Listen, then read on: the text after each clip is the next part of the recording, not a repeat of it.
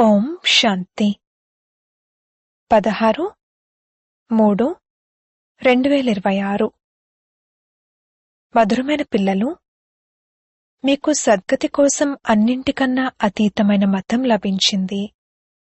అదేమిటంటే దేహపు ధర్మాలన్నింటినీ త్యజించి ఆత్మాభిమానులుగా అవ్వండి. నన్నొక్కరినే స్మృతి చేయండి.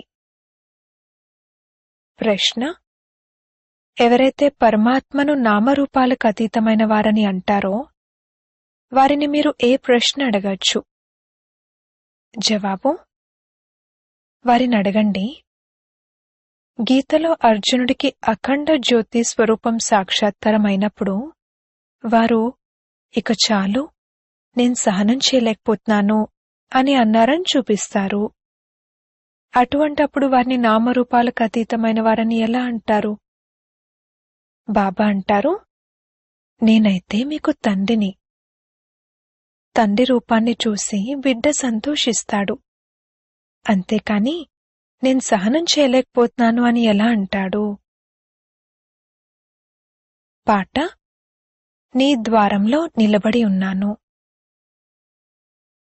ఓం శాంతి. మేం చాలా నిరుపేదలుగా అయిపోయాము అని భక్తులంటారు. ఓ బాబా, మా అందరి ఒడిని నింపండి అని జన్మజన్మలుగా భక్తులు పాడుతూ ఉంటారు. సత్యుగంలో భక్తి ఉండదు. అక్కడ పావనమైన దేవీదేవతలుంటారు. భక్తులనెప్పుడూ దేవతలని అనడం జరగదు. ఎవరైతే స్వర్గవాసులైన దేవీదేవతలుగా ఉంటారో వారు మళ్లీ పునర్జన్మలు తీసుకుంటూ నరకవాసులుగా, పూజారులుగా, భక్తులుగా, నిరుపేదలుగా అవుతారు. తండ్రి కూర్చుని పిల్లలకు అర్థం చేయిస్తున్నారు. తండ్రి గురించి మనుషులొక్కరికి కూడా తెలీదు. తండ్రి ఎప్పుడైతే వస్తారో అప్పుడే వారి పరిచయాన్ని ఇస్తారు. భగవంతుడినే బాబా అంటారు. భక్తులందరికీ భగవంతుడు ఒక్కరే. మిగిలిన వారంతా భక్తులే. చర్చు మొదలైన వాటికి వెళ్తున్నారంటే తప్పకుండా వారు భక్తులన్నట్లే కదా. ఈ సమయంలో అందరూ పతితంగా తమో ప్రధానంగా ఉన్నారు. అందుకే అందరూ పిలుస్తారు, ఓ పతితులను పావనంగా చేసేవారా రండి, ఓ బాబా భక్తులైన మా ఒడిని నింపండి అని. భక్తులు భగవంతుణ్ణి ధనం కోరుకుంటారు. పిల్లలైన మీరేం కోరుకుంటారు? మీరంటారు, బాబా మమ్మల్ని స్వర్గానికి యజమానులుగా తయారు చేయండి. అక్కడైతే అపారమైన ధనం ఉంటుంది. వజ్రవైడూర్యాల మహళ్లుంటాయి. మనం భగవంతుని ద్వారా రాజ్యాధికారం యొక్క వారసత్వాన్ని పొందుతున్నామని ఇప్పుడు మీకు తెలుసు. ఇది సత్యమైన గీత. అది గీత కాదు. ఆ పుస్తకాలు మొదలైనవి భక్తి మార్గం కోసం తయారు చేయబడినవి. వారికి భగవంతుడు జ్ఞానాన్ని ఇవ్వలేదు. భగవంతుడైతే ఈ సమయంలో నరుని నుండి నారాయణునిగా తయారు చేయడానికి రాజయోగాన్ని నేర్పిస్తారు. రాజుతో పాటు ప్రజలు కూడా తప్పకుండా ఉంటారు. కేవలం లక్ష్మీనారాయణలు మాత్రమే తయారవ్వరు. మొత్తం రాజధాని అంతా తయారవుతుంది. భగవంతుడు ఎవరు అనేది ఇప్పుడు పిల్లలైన మీకు తెలుసు. ఇతర మనుష్య మాత్రులెవ్వరికీ తెలీదు. ఓ గాడ్ ఫాదర్ అని మీరంటారు. మరి మీ గాడ్ ఫాదర్ యొక్క పేరు, రూపం, దేశం, కాలం ఏమిటో చెప్పండి అని తండ్రి అంటారు. వారికి భగవంతుని గురించి తెలీదు, వారి రచన గురించి తెలీదు. తండ్రి వచ్చి చెప్తున్నారు, నేను కల్పకల్పము సంగమంలో వస్తాను. మొత్తం రచన యొక్క ఆది మధ్యాంతాల రహస్యాన్ని రచయితైన నేనే వచ్చి అర్థం చేయిస్తాను. కొందరేమంటారంటే వారు నామరూపాలకు అతీతమైన వారు, వారు రాలేరు అని. తండ్రి వచ్చారు అని మీకు తెలుసు. శివజయంతి కూడా నిరాకారుడిదే అని అంటూ ఉంటారు. అలాగే శ్రీకృష్ణ జయంతి గురించి కూడా చెప్తూ ఉంటారు. ఇప్పుడు శివ జయంతి ఎప్పుడు జరుగుతుంది అనేది తెలియాలి కదా. క్రిస్టియన్లకు క్రైస్ట్ యొక్క జన్మ ఎప్పుడు జరిగింది, క్రిస్టియన్ ధర్మం ఎప్పుడు స్థాపన అయింది అనేది తెలుసు. ఇది భారత్కు సంబంధించిన విషయం. భగవంతుడు భారత్ యొక్క ఒడిని ఎప్పుడు నింపుతారు? ఓ భగవంతుడా, ఒడిని నింపండి, సద్గతిలోకి తీసుకువెళ్ళండి. ఎందుకంటే మేం దుర్గతిలో ఉన్నాము, తమో ప్రధానంగా ఉన్నాము అని భక్తులు పిలుస్తూ ఉంటారు. ఆత్మే శరీరం ద్వారా అనుభవిస్తుంది. కొంతమంది మనుషులు, సాధువులు, సత్పురుషులు మొదలైనవారు ఆత్మ నిర్లేపి అంటారు. మంచి మరియు చెడు సంస్కారాలు ఆత్మలోనే ఉంటాయని, దాని ఆధారంగా ఆత్మ జన్మ తీసుకుంటుందని కూడా అంటూ ఉంటారు కదా. మళ్ళీ ఆత్మ నిర్లేపి అంటారు. అర్థం చేయించే తెలివైన మనుషులెవ్వరూ లేరు. ఇందులో కూడా అనేక మతాలున్నాయి. ఎవరైతే ఇంటిపై అలిగి వెళ్ళిపోతారో వారు శాస్త్రాలను తయారు చేస్తారు. శ్రీమద్ భగవద్గీత ఒక్కటే ఉంది. వ్యాసుడు ఏవైతే శ్లోకాలు మొదలైనవి తయారు చేశారో వాటిని భగవంతుడేమీ వినిపించలేదు. భగవంతుడు నిరాకారుడు, వారు జ్ఞానసాగరుడు. భగవంతుడు ఒక్కరేనని వారు కూర్చుని పిల్లలకు అర్థం చేయిస్తారు. భారతవాసులకి ఈ విషయం తెలీదు. ఈశ్వరుడిచ్చే గతి, వారు చూపే మార్గం అతీతమైనవి అని పాడుతారు కూడా. అచ్చా, ఏ గతి మార్గం అతీతమైనవి? ఈశ్వరుడిచ్చే గతి, వారు చూపే మార్గం అతీతమైనవి అని ఎవరు చెప్పారు? తన సద్గతి కోసం లభించిన మతాన్ని శ్రీమతమని అంటారని ఆత్మ చెప్తుంది. కల్పకల్పము వచ్చి మీకు మన్మనాభవాన్ని అర్థం చేయిస్తాను. దేహపు ధర్మాలన్నింటినీ త్యజించి ఆత్మాభిమాని భవ. నన్నొక్కరినే స్మృతి చేయండి. ఇప్పుడు మీరు మనుషుల నుండి దేవతలుగా అవుతున్నారు.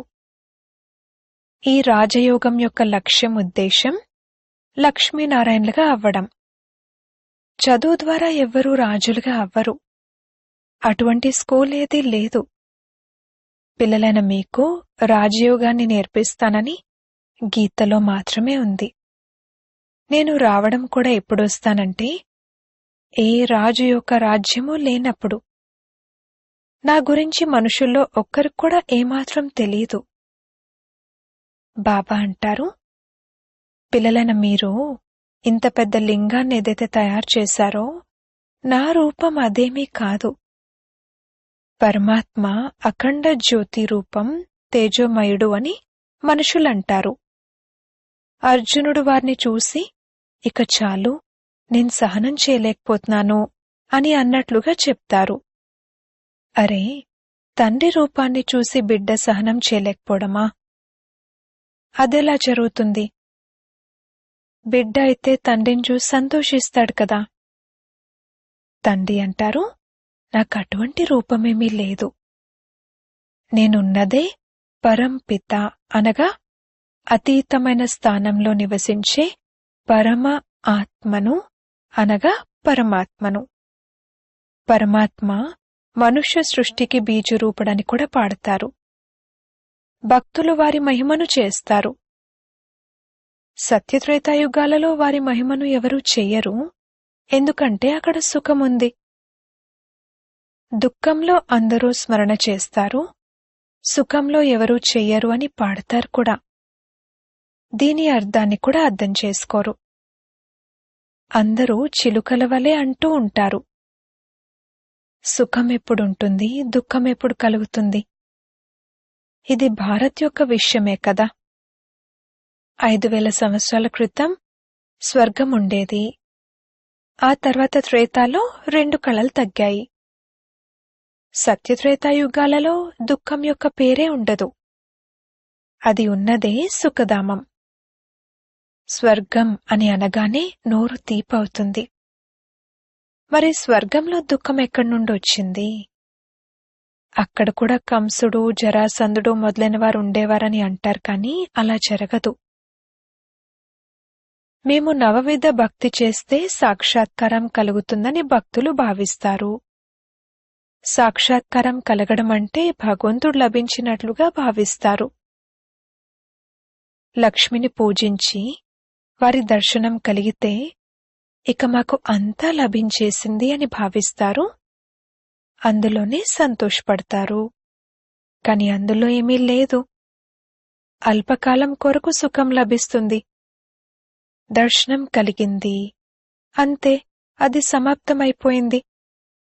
అంతేకాని ముక్తి జీవన్ముక్తులను పొందారని కాదు. ఏమీ లభించదు. భారత్ ఉన్నతోన్నతంగా ఉండేదని బాబా మెట్లవరుస చిత్రంలో కూడా అర్థం చేయించారు. భగవంతుడు కూడా ఉన్నతోన్నతమైన వారు. భారత్లో ఉన్నతోన్నతమైన వారసత్వం ఈ లక్ష్మీనారాయణలది.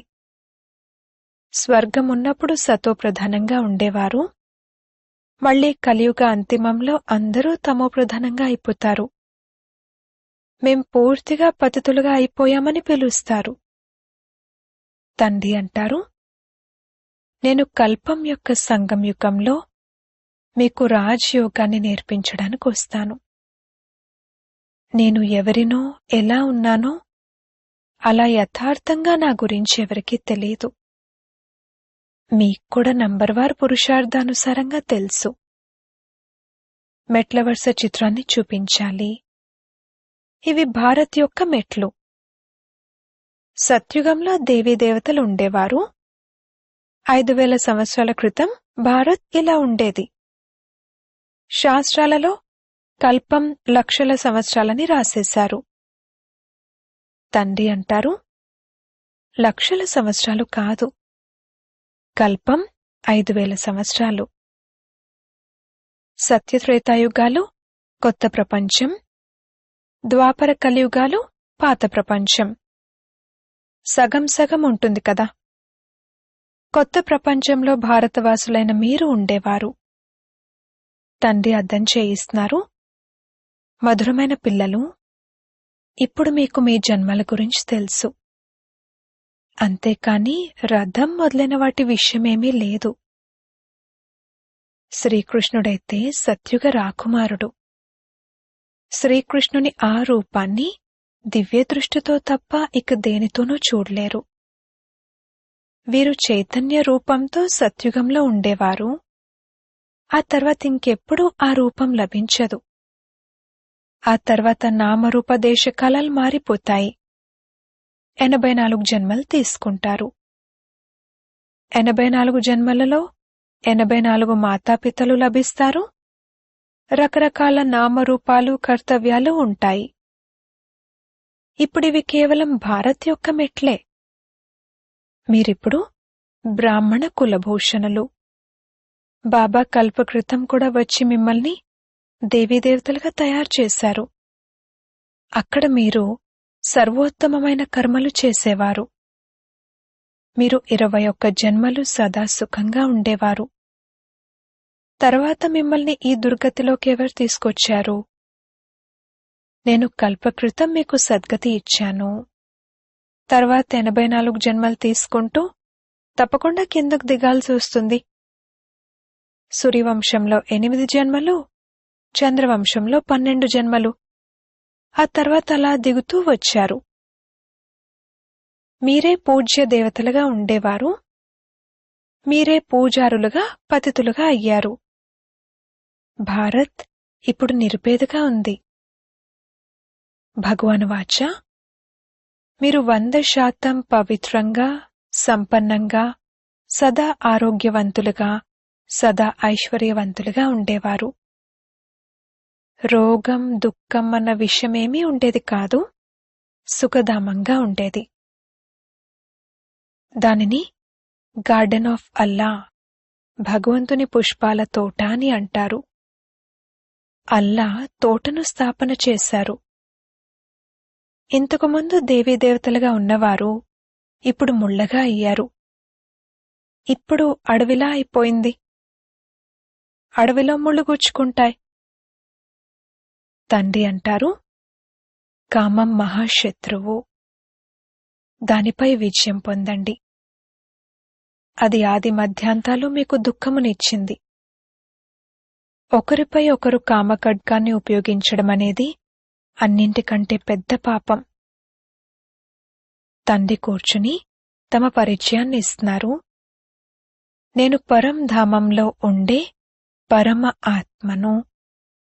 నేను సృష్టి యొక్క బీజరూపుడను. నన్ను పరమ ఆత్మ అని అంటారు. నేను అందరికీ తండ్రిని. ఓ పరంపిత పరమాత్మ అని ఆత్మలన్నీ తండ్రిని పిలుస్తాయి. ఏ విధంగా ఆత్మైన మీరు నక్షత్రం వలె ఉన్నారో, బాబా కూడా పరమ ఆత్మ, వారు కూడా ఒక నక్షత్రం వలె ఉన్నారు. మీకన్నా చిన్నగానో పెద్దగానో ఉండరు. తండ్రి అంటారు, నేను అంగుష్టం వలె కూడా ఉండను. నేను పరమ ఆత్మను. నేను మీ అందరికీ తండ్రిని. వారిని సుప్రీం సోల్ నాలెడ్జ్ఫుల్ అని అంటారు. తండ్రి అర్థం చేయిస్తున్నారు, నేను నాలెడ్జ్ఫుల్. మనుష్య సృష్టి రూపీ వృక్షానికి బీజరూపుడను. పరమాత్మ సచ్చిత్ ఆనంద స్వరూపుడని, వారు జ్ఞానసాగరుడు సుఖసాగరుడని భక్తులు నా గురించి అంటారు. నాకు ఎంతటి మహిమ ఉంది. ఒకవేళ నామరూప దేశకాలాలు లేకపోతే ఎవరిని పిలుస్తారు? సాధు సత్పురుషులు మొదలైన వారంతా మీకు భక్తి మార్గపు శాస్త్రాలను వినిపిస్తారు. నేనొచ్చి మీకు రాజయోగాన్ని నేర్పిస్తాను. తండ్రి అర్థం చేయిస్తున్నారు, జ్ఞానసాగరుణ్ణైనా తండ్రినైనా నన్ను మీరు పతిత పావనుడు అంటారు. మీరు కూడా మాస్టర్ జ్ఞానసాగర్లుగా అవుతారు. జ్ఞానం ద్వారా సద్గతి లభిస్తుంది. భారత్కు సద్గతిని తండ్రి మాత్రమే ఇస్తారు. సర్వుల సద్గతిదాత ఒక్కరే. అందరికీ దుర్గతిని కలిగించేదెవరు? రావణుడు. ఇప్పుడు మీకిది ఎవరు అర్థం చేయిస్తున్నారు? వీరు పరమ ఆత్మ. ఆత్మ అయితే నక్షత్రం వలె అతి సూక్ష్మమైనది. పరమాత్మ కూడా డ్రామాలో పాత్రను అభినయిస్తారు. వారు క్రియేటర్, డైరెక్టర్, ముఖ్యమైన యాక్టర్. ఉన్నతోన్నతమైన పాత్రధారులు ఎవరు అనేది తండ్రి అర్థం చేయిస్తున్నారు. ఉన్నతోన్నతమైన వారు భగవంతుడు. వారితోనే ఆత్మలైన పిల్లలైన మీరంతా ఉంటారు. పరమాత్మ అందరినీ పంపిస్తారని అంటారు కూడా. ఇది కూడా అర్థం చేసుకోవాల్సిన విషయం.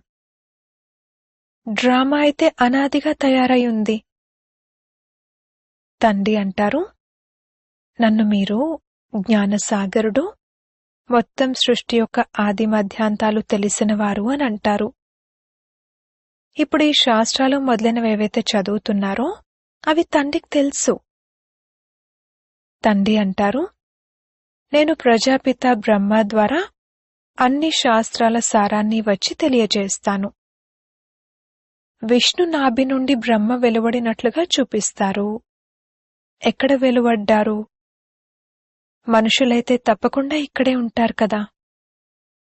వీరి నాభి నుండి బ్రహ్మ వెలువడ్డారు.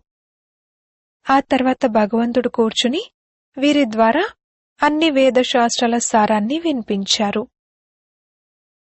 వారు తమ నామరూప దేశకాలాల గురించి కూడా అర్థం చేయించారు. వారు మనుష్య సృష్టికి బీజరూపుడు కదా. ఈ వృక్షం యొక్క ఉత్పత్తి, పాలన, వినాశనం ఎలా జరుగుతుంది అనేది ఎవరికీ తెలియదు. దీనిని వెరైటీ వృక్షం అంటారు. అందరూ నంబర్వారుగా తమ తమ సమయంలో వస్తారు.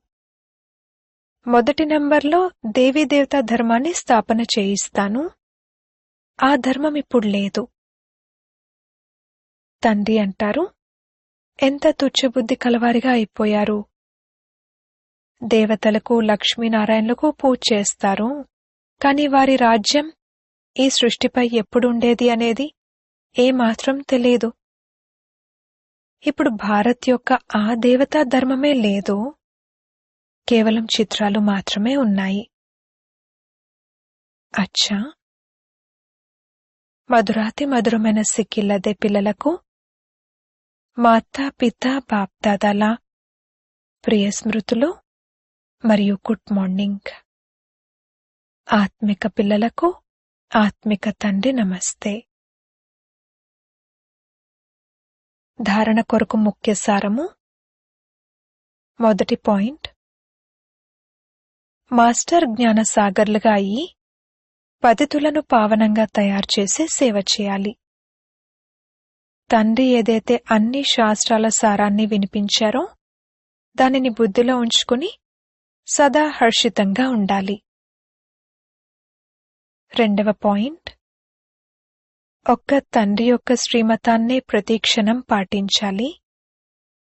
దేహపు ధర్మాలన్నింటినీ త్యజించి ఆత్మాభిమానులుగా అయ్యే కృషి చేయాలి. వరదానము, విస్తారాన్ని సారంలో ఇమిడ్చి తమ శ్రేష్ఠ స్థితిని తయారు చేసుకునే తండ్రి సమానమైన లైట్ మైట్ హౌస్ భవ. తండ్రి సమానంగా లైట్ మైట్ హౌస్గా అయ్యేందుకు ఏ విషయాన్ని చూసినా లేక విన్నా దాని సారాన్ని తెలుసుకుని ఒక్క క్షణంలో ఇముడ్చుకునే లేక పరివర్తన చేసే అభ్యాసం చేయండి. ఎందుకు ఏమిటి అనే విస్తారంలోకి వెళ్ళకండి. ఎందుకంటే ఏ విషయపు విస్తారంలోకైనా వెళ్లటం ద్వారా సమయం మరియు శక్తులు వ్యర్థంగా పోతాయి. కావున విస్తారాన్ని ఇముడ్చుకుని సారంలో స్థితులయ్యే అభ్యాసం చేయండి. దీనివలన ఇతరాత్మలకు కూడా ఒక్క క్షణంలో మొత్తం జ్ఞానం యొక్క సారాన్ని అనుభవం చేయించగలరు. స్లోగన్, మీ వృత్తిని శక్తిశాలిగా తయారు చేసుకున్నట్లయితే సేవలో వృద్ధి స్వతహాగానే జరుగుతుంది. అవ్యక్త ప్రేరణలు, నిశ్చయం అనే పునాదిని దృఢంగా చేసుకుని సదా నిర్భయులుగా మరియు నిశ్చింతగా ఉండండి.